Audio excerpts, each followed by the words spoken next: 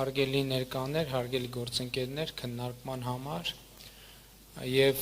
քննարկումից ես հասկացա, որ բազմաթիվ հարցեր կան, որ լուծված են, բայց երկու հիմնական ուղղություն ունենք, որտեղ մեծ ծավալի հարցամնում այդ քաղաքացիությունն է եւ բնակարանային ապահովման ծրագիրը եւ իհարկե արդեն իսկ այստեղ որոշում կայացրեցինք, որ որոշակի լավարկումներ կանենք այդ ծննդյան վկայականներ,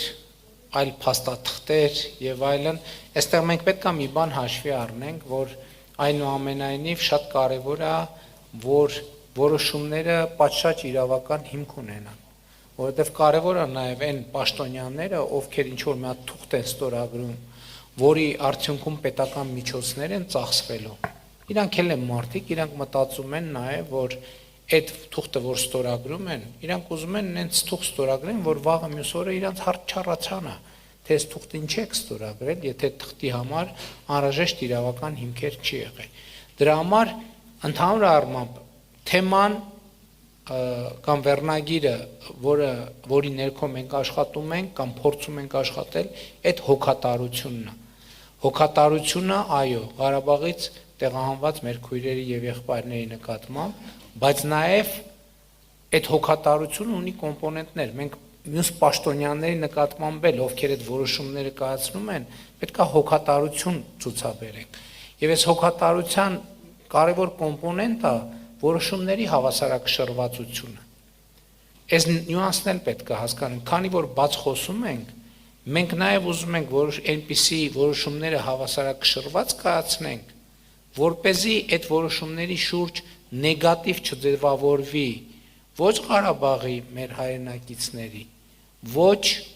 նախկինում արդեն Հայաստանի քաղաքացիություն ունեցող եւ Հայաստանում ապրող հայրենակիցների շրջանում։ Այս շատ նուրբ եւ կարեւոր հարց է, որովհետեւ էդ էլ է պետք է հաշվի առնել, որ մենք կարող ենք ասել, այո, Ղարաբաղից տեղահանվածներին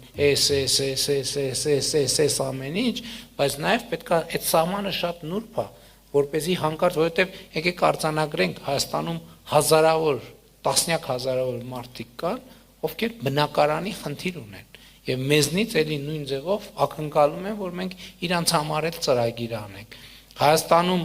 ամենայն պարզա, բայց կան բիզնեսներ, որի կողքը հիմա նոր բիզնես է հայտնվում։ Եվ երբ որ մենք լրացուցիչ մի որոշակի գծից են կողմ աջակցություն ենք ցուցաբերում այս նոր բիզնեսին, այս մյուս բիզնեսի մոտ նեգատիվ է առաջանում, ասում է չհասկացա,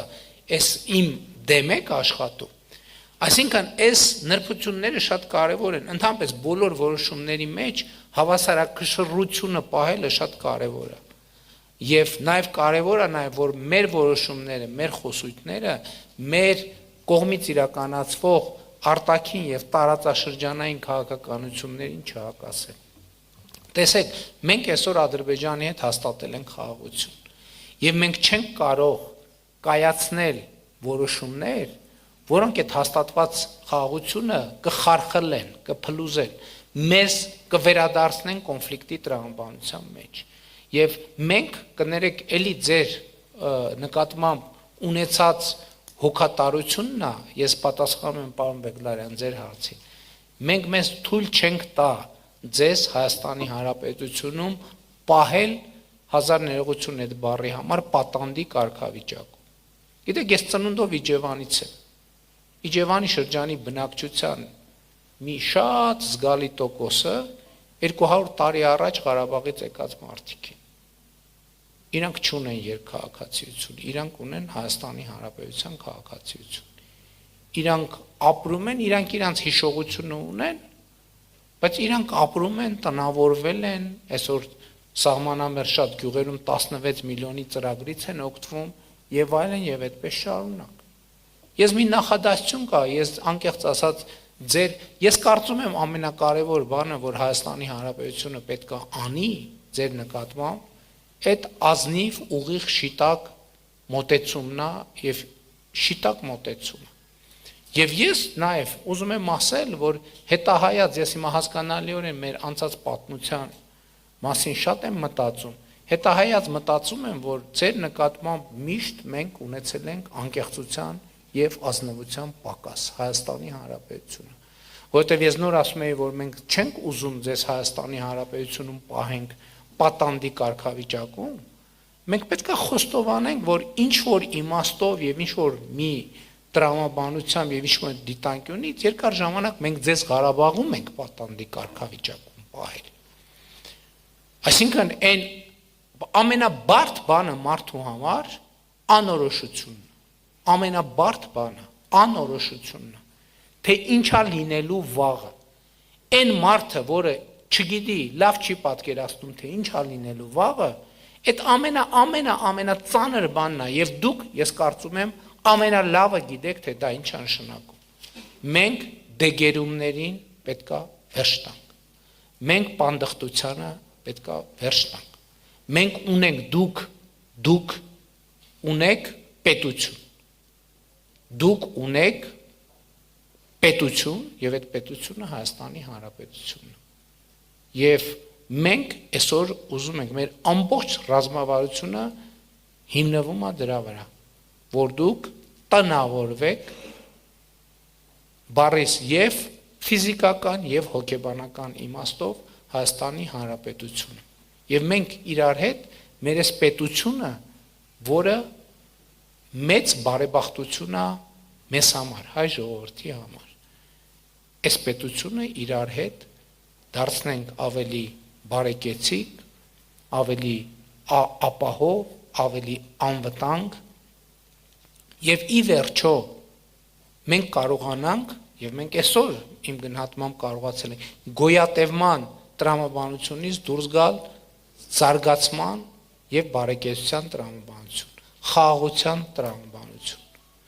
Եվ ես կարծում եմ, որ մենք պետք է կենտրոնանանք հենց այդ խնդիրների լուծման վրա։ Այսօր ինձ համար ակնհայտ դարձավ, էլ եմ ասում, երկու հիմնական հարց կա, որ մենք պետք է լուծենք։ Քաղաքացիություն ստանալու հետ կա այն մարդկանց, որովհետև համոզված են բազմաթիվ մարդիկ կան ակնհայտորեն, որ այդ փաստաթղթերը ունեն եւ մարդիկ էլ կան, որ չունեն։ Մենք պետք է լուծումը գտնենք եւ թերևս դա նորմալ բան է, ինչ որ ասեց, ես անկեղծ ասած չգիտեի այդ մեխանիզմի մասին, բայց մարդը ծննդյան վկայական չունի, երկու հոգի ծննդյան վկայական ունեցող, անձնագիր ունեցող գնում են նոտարի մոտ, ճիշտ հասկացա, Տիկին Գայլան, գնում են երդվում են, որ այս մարդն է, իրանք ճանաչում են, երաշխավորում են, եւ այդտեղից այդ իրավական հիմքի վերականգնումը սկսում է։ Այսինքն մեխանիզմները կան, երևի մենք պետքա մարդկանց ավելի լավ իրազեկենք եւ պրակտիկաներն էլ այդպես անենք, եւ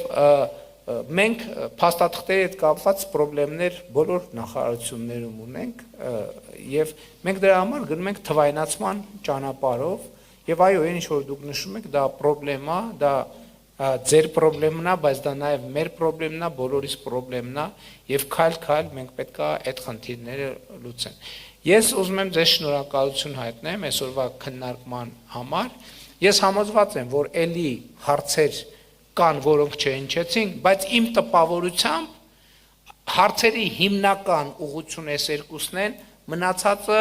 այս հարցերի միջակայքում են եւ մենք